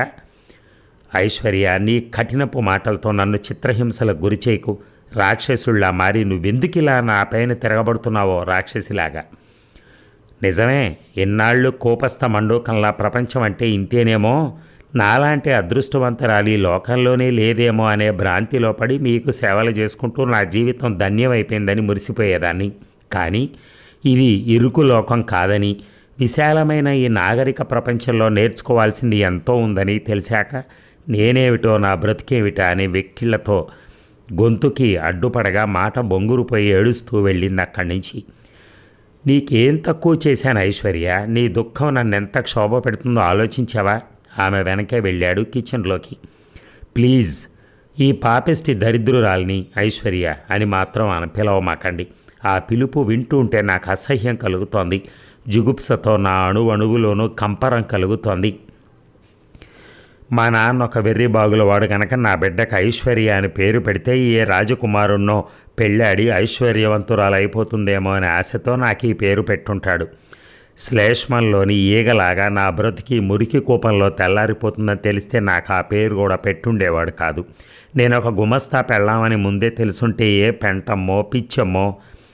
Stop that nonsense. నువ్వు ఈ ఇన్ఫీరియారిటీ కాంప్లెక్స్తో ఎందుకు బాధపడుతున్నావు? నన్ను ఎందుకు ఇలా నీచంగా అంచనా వేస్తున్నావు గుమస్తాగాండి అంటూ? ఏ క్లర్క్ని గుమస్తా అనకపోతే గవర్నర్ అని అంటారా? ప్లీజ్, మాటకు మాట సమాధానంతో నా గుండెల్ని ఛిద్రం చేయకు. స్వర్గధామం వంటి మన సంసారంలో నరకాన్ని సృష్టించకు. నీ మనసులో ఏవో విషపు బీజాలు నాటుకున్నాయి. వాటిల్ని కూకటి వ్రేళ్లతో సహా పెకిలించకపోతే ఈ ఇంపైన కాపురం విచ్ఛిన్నం కాక తప్పదు. ఆనక నువ్వే ఏడుస్తావు. అబ్బో, ఇప్పుడు ఏడవకన అవుతున్నానా? నా మొగుడు నన్ను రోజుకో కారులో తిప్పుతున్నాడు. మరి ఇదిగో మళ్ళీ మళ్ళీ చెప్తున్నాను, ఈ ఎగతాళి మాటలతో ఈటిల్లాగా నా హృదయంలో గుచ్చకు. విసురుగా వెళ్ళిపోయి బయట కూర్చున్నాడు. బియ్యం ఉడకేసి పిల్లల చేత భర్త కబురు పంపింది, అన్నం తిందు రమ్మని. వచ్చి కూర్చున్నాడు. పొద్దునెప్పుడో తినిపోయిన అన్నం ఆకలి దహించేస్తోంది. కూరలు ఏం చేశావు ఐశ్వర్య? జరిగిన గొడవ మరిచిపోయేందుకు ప్రయత్నిస్తూ సౌమ్యంగా అడిగాడు తరుణ్. అతడికి సమాధానంగా మౌనంగా గిన్నె ముందు పెట్టింది. మూత తీసి చూశాడు. పొద్దున్నా పచ్చడేనా? కూరలు తెచ్చిపెట్టాను కదా, వాటిని అలా ఎండబెట్టి పారేయకపోతే ఏదైనా వేపుళ్ళు కావాలా? మీరు ఆఫీసర్ అయినప్పుడు అలాగే చేస్తాను. మీ సంపాదనకి ఇప్పుడు ఈ పచ్చడి కూడా గొప్పే అనుకుంటాను. చెళ్ళుమని కొరడాతో కొట్టినట్టు అయింది అతడికి. అవమాన భారంతో భూమిలోకి కూరుకుపోతున్న తలను పైకెత్తలేక అలాగే తలంచుకుని లేచెళ్ళిపోయి పడుకు వేశాడు. పడక ఎంగిలిస్తరాకు ఎగిరిగిరి పడిందన్నట్టు ఈ గతిలేని వాళ్లకు కోపతాపాలకేం తక్కువ లేదు. గొణుక్కుంటూ వెళ్ళి పిల్లల పక్కలో పడుకుంది. తల్లి మాటను కాదని గొప్పింటి పిల్లను పెళ్ళాడితే సుఖ సంతోషాలు ఉండవని బేదింటి ఐశ్వర్యను కోరి చేసుకున్న నేరానికి ఇది నాకు శిక్ష. ఆ రాత్రంతా బాధపడుతూ నిద్రకు దూరం అయ్యాడు. ఆమె ప్రవర్తనలో అంతరార్థం ఏమిటి? నేనంటే ఏహ్యత కలగటానికి కారణం భర్త భాగ్యవంతుడైనా బ్రతుకులేని వాడైనా ఆ భార్య కళ్ళకు అతడొక మహోన్నతుడుగా కనిపించినప్పుడే 3 పువ్వులు 6 కాయలుగా వికసిస్తుంది. అదే ఆమె కళ్ళకు అతడొక చీడ పురుగుగా కనిపించినప్పుడు ఆ దాంపత్యం దారుణ మారణ హోమంలా మారిపోతుంది. అన్యోన్య జీవనంతో కళకళలాడే ఆ ఇల్లు ఇప్పుడొకసారిగా ప్రేతకళ ఆవహించేసింది. ఎడమొహం పెడమొహమైన ఆ తల్లిదండ్రుల వంక భయంతో బిక్కజచ్చి చూస్తున్నారు ఆ పిల్లలు. పొద్దున్నే అన్నం తినకుండా కనీసం బాక్స్ అయినా తీసుకోకుండా వెళ్ళిపోయాడు ఆ పొద్దున్నే తరుణ్. వెళుతున్న అతన్ని వెనక్కి పిలవలేదు, తినమని అడగాలేదు. బెట్టు సరిగా ఉండిపోయింది. ఆమె ధ్యాసంతా ఆ బంగ్లాపైనే. కాన్వెంట్ రిక్షాలలో పిల్లల్ని ఎక్కించి కిటికీ దగ్గర కూర్చుంది ఇవాళ. ఆ రాణిగారు ఏం మేకప్ వేశారో, ఎలాంటి చీర కట్టారో అని అనుకుంటూ ఉత్కంఠతో ఊపిరి బిగబట్టి అలాగే చూస్తూ ఉండిపోయింది మూసిన ఆ తలుపుల వంక. 10 గంటలు కొట్టగానే మెల్లమెల్లగా తెరుచుకుంటున్న స్వింగ్ డోర్లోంచి బ్లూ జిగేల్ శారీతో దర్శనమిచ్చింది ఆమె. దేవకన్యలా మెరిసిపోతున్న ఆమెను కళ్ళను విప్పార్చి మరీ చూస్తోంది ఆమెను. ఒక్కసారి అలా అనుకుంటూ ఈ గేటు వరకు నడుచుకుంటూ వస్తే ఆమెలోని అణువును వదలకుండా ఇంకా బాగా చూసుండేదాన్నేమో. అతడితో కలిసి వెళ్ళిపోయింది కారెక్కి. ఐశ్వర్య చూస్తోంది ఆ ఇంటి వైపే. అన్ని గదులున్న ఆ బంగ్లాలో వీళ్ళ పడగ్గదెక్కడో ఇచ్చే వదలకుండా చూస్తోంది అటే ఇంచు. అడుగడుగున రాజసం ఉట్టిపడుతున్న ఆ ప్యాలెస్ను ఒక్కసారి దర్శించాలని ఉవ్విళ్ళూరసాగింది. ఎలా? తను ఇలా వెళ్తే లోపలికి రానిస్తారా? గేటు దగ్గరున్న గోర్ఖా చేతిలోని లాఠీతో కుక్కను కొట్టినట్టుగా కొట్టడం. ఎలాగైనా సరే ఆమెను ఫ్రెండ్షిప్ చేసుకోవాలి. అప్పుడు తన వాళ్ళందరితో గ్రేట్గా చెప్పుకోవచ్చు, ఫలానా కోటీశ్వరరాలు నా స్నేహితురాలు అని. అలా ఆమెతో షాపింగ్స్కి నేను కలిసే వెళ్ళొచ్చు. ఇప్పుడంటే ఆమెకి ఎవరూ పరిచయం లేదు గనక భర్త వెంట వెళ్తోంది. నాతో స్నేహం కలిశాక ఇక అన్ని చోట్లకు నన్నే తిప్పుకుంటుంది. అప్పుడు తన భర్త ఆఫీసులో వాళ్ళందరితో చెప్పుకుంటూ ఉంటారు కదా, ఆ కారులో ఆమెతో పాటు వెళ్ళేది నా భార్య అని గ్రేట్గా. ఆమెను ఎలా పరిచయం చేసుకోవాలి? ముందుగా మాటల్ని ఇలా మొదలెట్టాలి. ఏదైనా ఫంక్షన్ ఏర్పాటు చేస్తే, అమ్మో వాళ్ళంత గ్రాండ్గా పార్టీ నేను అరేంజ్ చేయగలనా? నాకంత స్తోమతేది? ఆ రాణిగారి పరిచయ భాగ్యం కోసం సాయంత్రం వరకు ఆలోచించసాగింది. ఇక చీకటి ఆవరించింది. వీధి దీపాలు వెలిగాయి. అప్పుడు మెరిసింది ఆమె మనసులో తళుక్కున, ఎల్లుండి వరలక్ష్మి వ్రతం.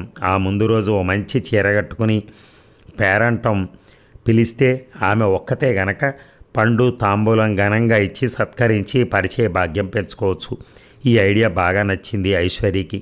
పేరంటం పిలిస్తే పసుపు కుంకాల కోసం 25 మైళ్ళైనా సరే నడిచి వెళ్ళి తెచ్చుకునేవారట ఆ కాలంలో పుని స్త్రీలు.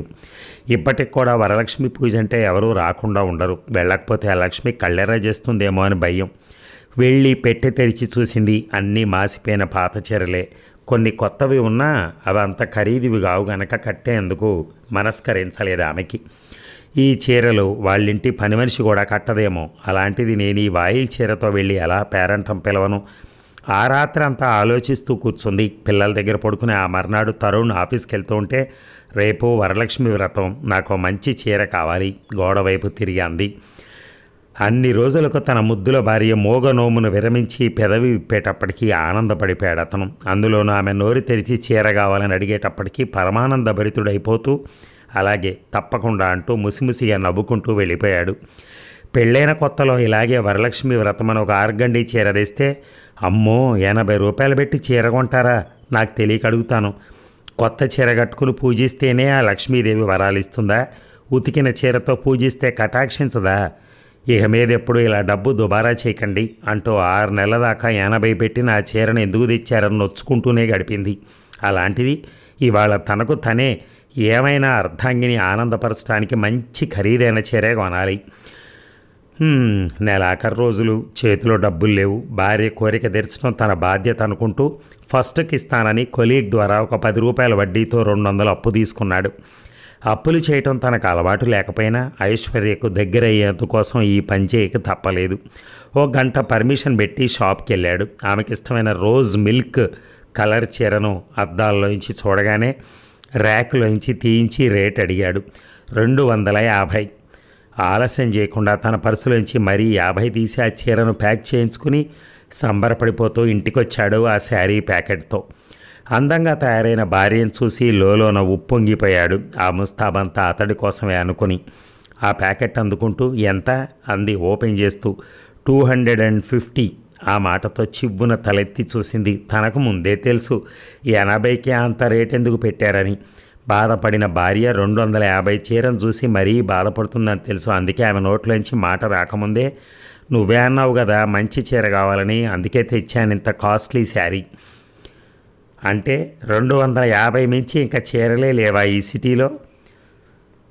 నా ముష్టి బ్రతుక్కి 300 పెట్టి చీర కట్టే అర్హత అయినా లేదా? అవాక్కైపోయాడు ఆమె మాటలతో. నాకంటే పనివాళ్లే నయం, ఇంతకంటే మంచి చీరలు కడుతూ ఉంటారు. ఉండ చుట్టి నేలపై విసిరి కొట్టి చెరచెర గదిలోకి వెళ్ళి మంచంపై బోర్లా పడుకుని ఏడవసాగింది. కాస్ట్లీ శారీతో గ్రాండ్గా వెళ్ళి ఆమెను ఇన్వైట్ చేద్దామనుకుంటే ఆఖరికి 300 కూడా విలువ చేయని ఈ చీరతో ఎలా వెళ్ళను? వెక్కి వెక్కి ఏడుస్తుంది. ఆ హఠాత్ పరిణామానికి శిలాప్రతిమలా నిల్చున్న చోటే నీలుక్కుపోయాడు తరుణ్. అర్ధాంగి అడిగిందని అప్పు చేసి మరీ ఆశగా తెస్తే ఆ చీర తన కళ్ళ ముందరే నేలపై దొర్లుతోంది. వెలవెల్లాడిపోయింది అతడి హృదయం. ఆమె చీరను కాదు, తన గుండెల్నే కాలదన్నినట్టుగా కుమిలిపోసాగాడు. చాలాసేపు గడిచాక తన అంతరాత్మకు తనే నచ్చజెప్పుకోసాగాడు. దారం మెలిక పడిందని బిగుతుగా లాగితే అది చిక్కుముడిగా మారుతుంది. 2 చేతులు కలిస్తేనే చప్పుడవుతుంది. ఆమె ర్యాష్గా బిహేవ్ చేస్తుందని నేను మొండిగా ఉంటే ఈ సంసారంలో అశాంతి ఆవేదన తప్ప శాంతి అనేది మచ్చుకైనా కనిపించకుండా పోతుంది.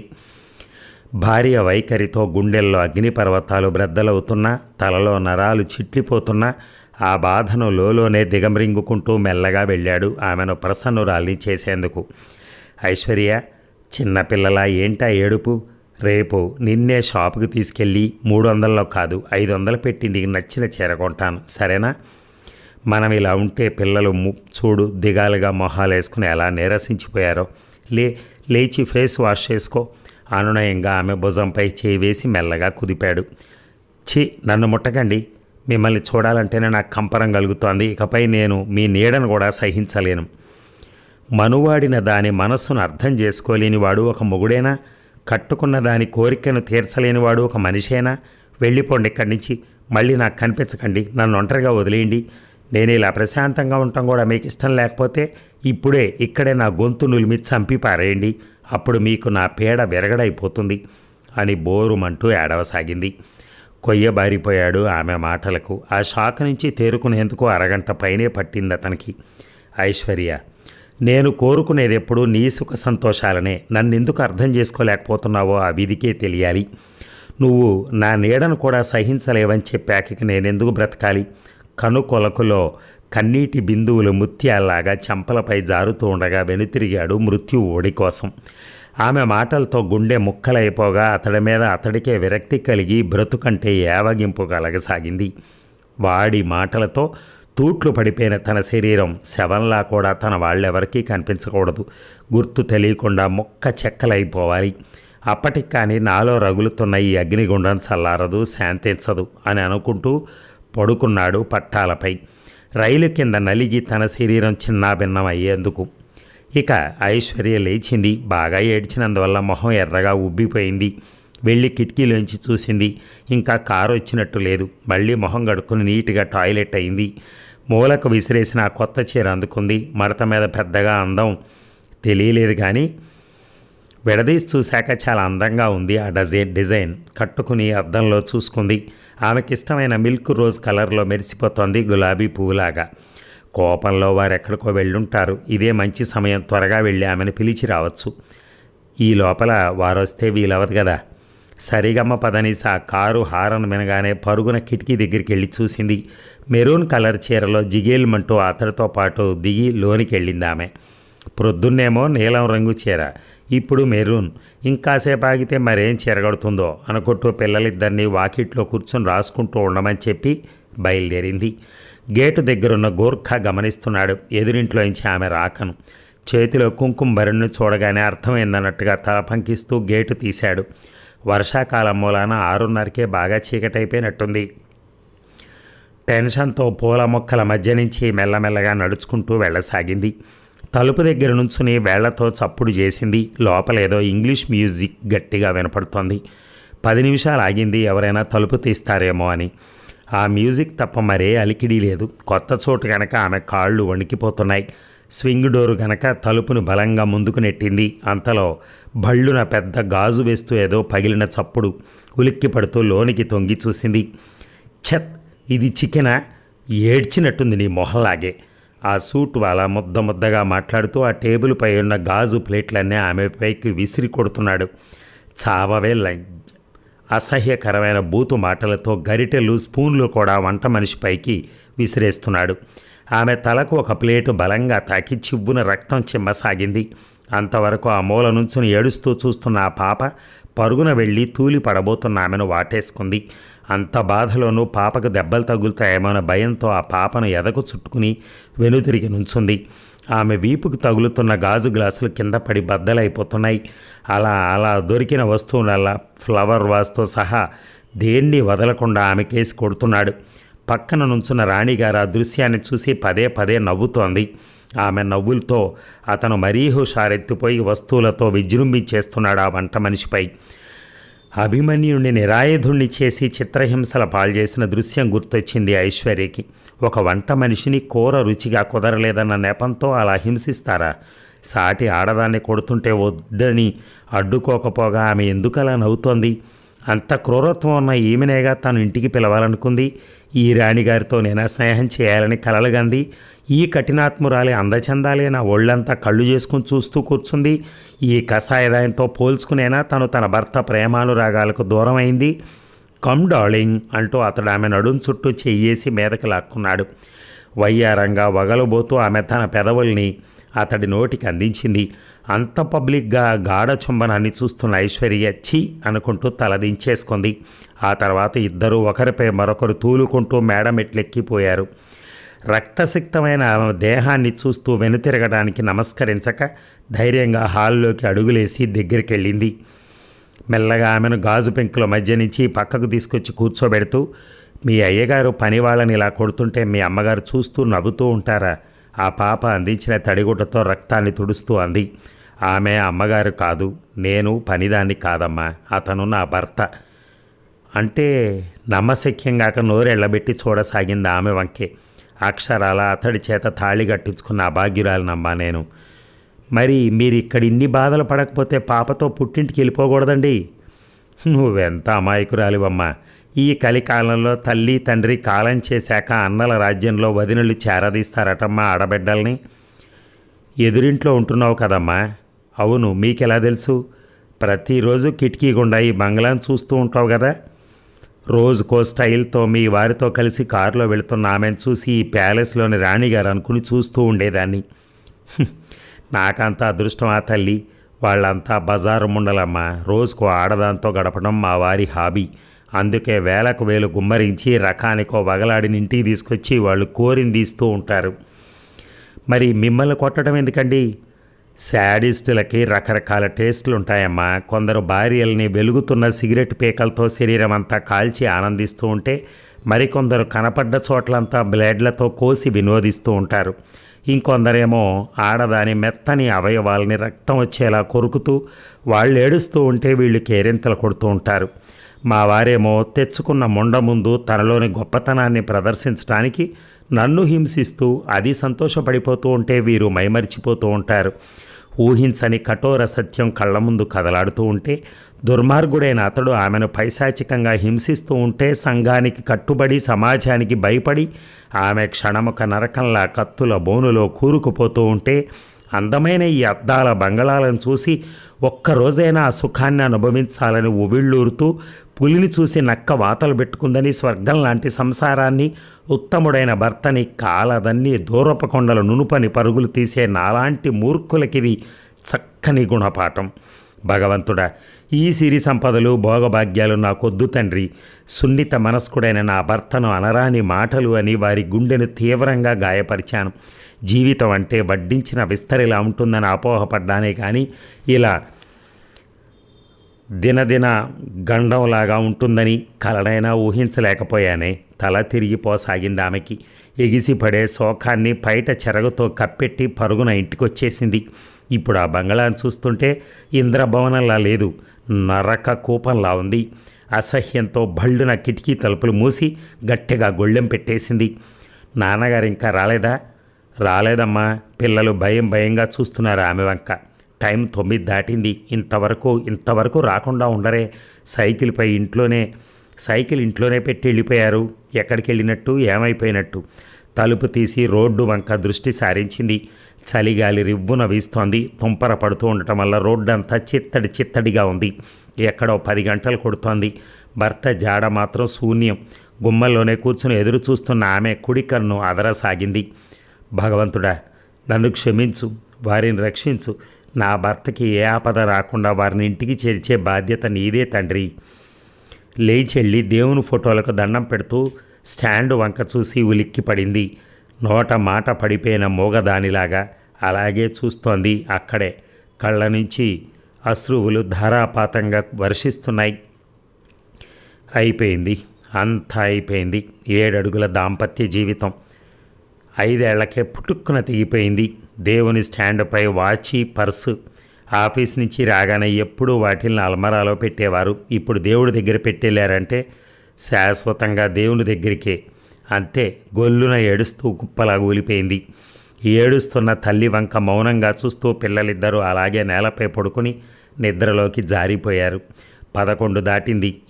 ఏడ్చి అలిసిపోయిన ఐశ్వర్య ఒక దృఢ నిశ్చయానికి వచ్చినట్టుగా మొండిగా లేచి నిల్చుంది. ఇంకొద్ది గంటల్లో తెల్లవారబోతోంది. వారి మరణ వార్త నా చెవులకు సోకకముందే నా అంతిమ శ్వాసను విడిచి వారి దగ్గరికి వెళ్ళిపోతాను. నా భర్తను మనక్షోభకు గురి చేసిన నేరానికి, కఠినపు మాటలతో హింసించిన పాపానికి, చేదరింపులతో చిత్రవద చేసిన ద్రోహానికి నేను ఇంకొక్క క్షణం కూడా బ్రతకను. క్షమించమని అడిగే అదృష్టానికి, అర్హతకు నోచుకోలేకపోయిన దురదృష్టవంతురాల్ని. చనిపోవాలి. ఇప్పుడే ఆహ్వానించాలి మృత్యుదేవతని. నిర్జీవులైన వారి శవాన్ని చూసి తట్టుకోగలిగే శక్తి, స్థైర్యం నాకు లేవు. గదిలోకి వెళ్ళి తలెత్తి చూసింది. తిరుగుతున్న ఫ్యాను వంక, ఆదమరిచి నిద్రపోతున్న పిల్లల వంక కడసారిగా చూడగానే ఆమెలో దుఃఖం ఉప్పెనలా పెళ్ళుబికింది. బ్లేడుతో బట్టలు ఆరేసేందుకు కట్టిన వైరును కోసి దాన్ని ఫ్యాన్కు ఉరిలాగా ముడివేసింది.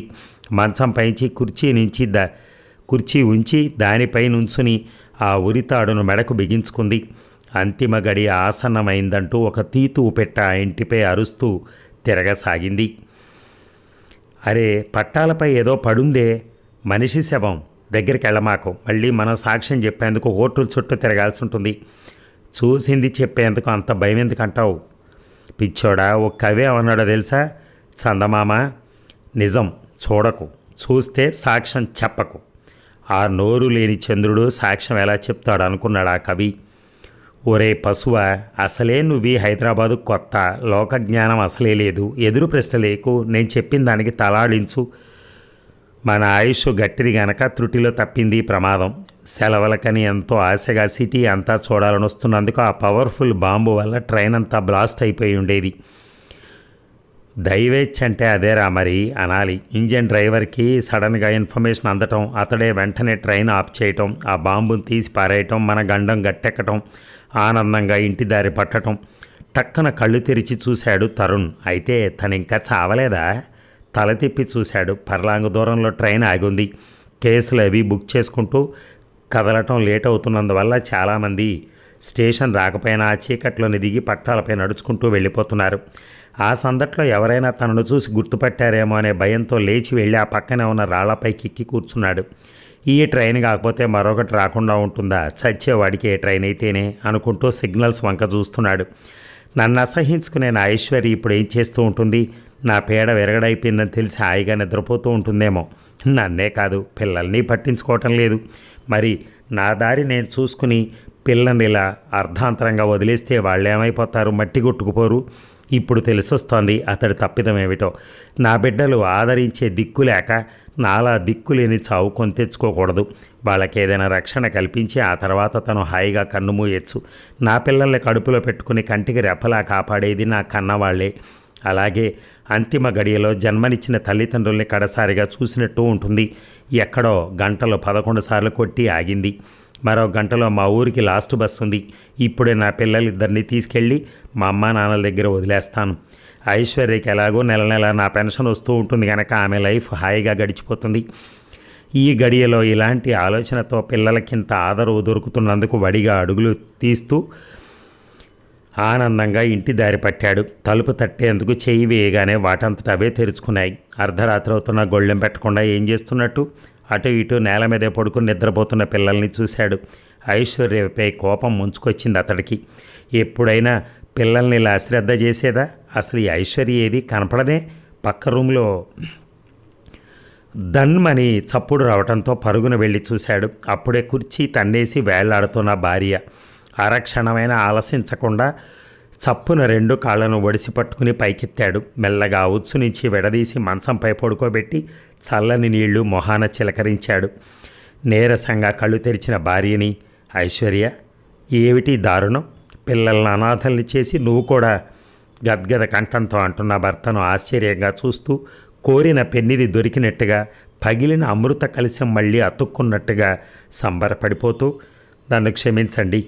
జీవితాంతం నా అంతిమ గడియ వరకు మీ తోడు నీడలోనే నేనుండాలి. మీరు లేని నాకు ఆ బ్రతుకే శూన్యం. నన్ను వదిలి ఎక్కడికి వెళ్ళకండి ప్లీజ్. నన్ను క్షమించండి. జీవితాంతం నా అంతిమ గడియ వరకు మీ తోడు నీడలోనే నేనుండాలి. మీరు లేని నాకు బ్రతుకే శూన్యం. నన్ను వదిలి ఎక్కడికి వెళ్ళకండి. అతడి హృదయంలో ఒదిగిపోయింది. ఆమెలోని మార్పుకి అచ్చెరు పొందుతున్న తరుణ్ ఇముడ్చుకునేశాడు ఆమెని తన కౌగిలిలోకి పదిలంగా. చూసారా స్టోరీ ఎంత బాగుందో. ఎదుటి వాళ్ళని చూసి అదే జీవితం అనుకుని ఈ మన ఇంట్లో బాల్చీలు తన్నేయటం అంటే ఎంత దారుణమో చూడండి. కనీసం భర్తను కూడా సరిగా చూడకుండా భర్త ఎంత చక్కగా మాట్లాడుతున్నా చీత్కారంగా మాట్లాడుతూ శుభలగ్నం సినిమాలాగా అలా చేసుకుంటూ వచ్చింది ఆ క్యారెక్టర్. చివరికి ఆ ఎదురింట్లోకి వెళ్ళిన తర్వాత కానీ వాళ్ళ భాగవతం ఏమిటో తెలియలేదు. అప్పటికే ఈయన ఆత్మహత్యా ప్రయత్నం, ఆమె చివరికి ఆత్మహత్యా ప్రయత్నం. చూసారా, మనస్సు తేట పడినప్పుడు ఈ బాధలన్నీ ఉండవు. ఎప్పుడైనా ప్రశాంతంగా ఉంటుంది మనసు. ఎప్పుడు కూడా ఎదుటి వాళ్ళతో మనం ఎప్పుడూ పోల్చుకోకూడదండి అసలు. ఏ ఆడవారైనా ఏ మగవారైనా సరే ఎదుటి వాళ్ళతో పోల్చుకోవడం వలన మనం తక్కువ చేసుకోవటం వలన మనకు బ్రతుకంటే కూడా ఒక రకమైన విరక్తి పుడుతుంది. అందుకోసమని మనం ఎదుటి వాళ్ళతో పోల్చుకోకూడదు. భగవంతుడు మనకేమిచ్చాడు, భగవంతుడి అంశ మనకి ఎలా ఉంది, అలాగే మనం జీవితంలో సాఫీగా సంతోషంగా హ్యాపీగా నవ్వుకుంటూ జీవిస్తున్నామా లేదా, అది మనకు ముఖ్యం ఎప్పుడైనా. అంతేగాని ఇంట్లో కోట్లు పెట్టుకుని ఇంట్లో రకరకాల గొడవలు పెట్టుకుని చివరికి నానా చికాకులు తన్నుకోటాలు ఇవన్నీ బయటికి మాత్రం అందంగానే కనపడతాయి, కానీ లోపల ఎలా ఉంటుందో మనకు తెలియదు కదా. తెలియనప్పుడు మనం అంత ఎక్స్పెక్ట్ చేయొద్దు వేరే వాళ్ళ గురించి. ఎవరి జీవితం వారిది, ఎవరికి తోచినట్టు వారు బతికే హక్కు వారికి కూడా ఉంది. అలాగే బ్రతుకుతూ ఉంటారు. అంతేగాని ఒకళ్ళతో మనం పోటీ పెట్టుకుని కనీసం చూస్తే ఎట్లా ఉందంటే పక్కాగా శుభలగ్నం సినిమా అలాగే ఉంది ఈ కథ అంతా. అదే అండి, మీ అందరికీ నచ్చింది అనుకుంటాను. Thank you very much. ధన్యవాదాలు.